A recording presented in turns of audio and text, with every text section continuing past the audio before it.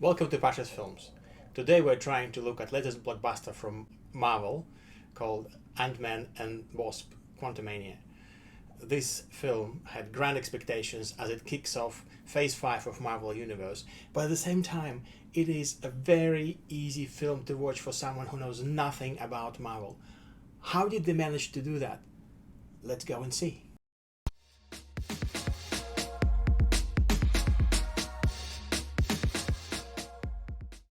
There's been a lot of talk about this film, and mostly because Quantumania was going to properly introduce the new arch villain of the series called Kang the Conqueror. This is the film really focused on what's going to happen later, but if you take it at its face value, Quantumania is a fantastic adventure family film, easy to relate, funny characters, great monsters, visuals are amazing, and while there are some scary element to it, they are not major. It's a real fun film to watch. Michael Douglas and Michelle Pfeiffer are amazing in this film. There's a real chemistry with their relationship, and they really kick it on. It's a fantastic introduction, continuation of the story of these characters, a continuation of their love story, and in particular Michelle Pfeiffer, who's playing major role in this film. She's basically in every episode, every big scene of this film. She is its important part, where before we were not really sure how does she fit into everything. Now we get her to play one of the main characters. Peyton Reed created a trilogy of Ant-Man, and he really had a different angle on the whole Marvel thing, Marvel superhero characters. With Ant-Man, he introduced a lot of humor to the story, while it also had some unique atmosphere and a truly Disney sort of atmosphere. I mean, the main character is riding an ant, for God's sake. So, but he made it to look fresh and original, while everybody was backed down by some sort of dark bits and pieces from earlier Marvel films. He brought these fresh ideas of fun and family movie.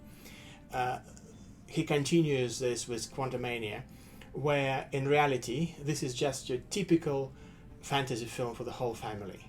You get great connection between father and daughter, between parents and their daughter, and how they all together fight great evil, stand up for each other, and look into each other's past and see how the past actually dictates the future, etc., etc. Everybody was waiting for introduction of Kang the Conqueror in this film, and that definitely doesn't disappoint. Jonathan Majors created an absolutely unique villain with an absolutely unique acting. I would compare him to Heath Ledger's Joker. I mean, he presents Kang as someone, as all-known entity who exists beyond time, and you could see, even in the way he speaks or moves, how the time, the pressure of time, the pressure of knowledge is always on him. He carries the weight of the world on his shoulders. Now it turned him into this horrible monster, but that it completely lacks any sort of empathy. But he, just like all great Marvel villains, he has this goal, this aim. It's not 100% clear what it is at this stage. We get glimpses of it. He still manages to hold this mystery about him, and we get more glimpses of him later in a post-credit scene of what may come, but he really is a very original, very well fleshed out villain. He's not just completely black. You can understand him, you can relate to him, and you could see actually different shades of him, and in his relationship in particular with Michelle Pfeiffer's character. Jonathan Majors is definitely is a new star to watch. it's really interesting what he is going to do with the character moving forward, because we know, of course, we're going to see more of Kang in the future, and this is something that definitely will inspire fans and will get some positive comments from those who are hoping to see more of this villain in the future films. There are some great artistry involved in Quantumania. Now, if you're really looking for some exciting visuals, we're all sort of spoiled by CGI. We're spoiled by visual effects, especially when $100 million budgets are involved. But in Quantumania, the real artistry is at play. Every frame can be put on the wall. That is so exciting. The characters, there are many characters that populate this film. They all have their own qualities. That's one way to describe it.